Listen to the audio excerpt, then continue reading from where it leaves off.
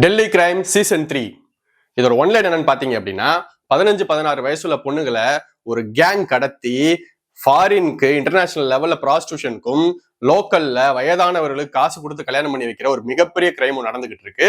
அதை டெல்லி காவல்துறை கண்டுபிடிக்குது.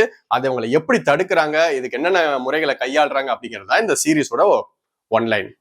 இந்த சீரீஸோட பிளஸ் என்னன்னு பாத்தீங்க அப்படின்னா ஸ்கிரீன் பிளே சும்மா அல்டிமேட்டா போய்கிட்டே இருக்கும். எந்த ஒரு ஃபிளாவுமே இருக்காது.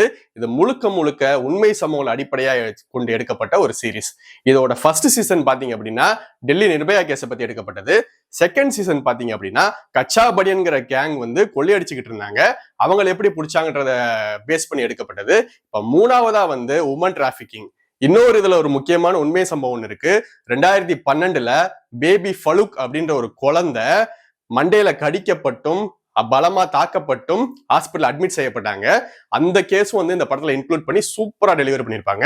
இந்த சீரீஸோட இன்னொரு பிளஸ் பாத்தீங்கன்னா குரூ அவ்வளவு சூப்பரா அசத்திருப்பாங்க. இந்த 3 சீசன்லயுமே இவங்க தான் அந்த குரூவா நடிச்சிருப்பாங்க. எல்லா பேரும் தயவு செஞ்சு பார்க்க வேண்டிய ஒரு சீரீஸ். தாறுமாறு தக்காளி சோறா இருக்கும்.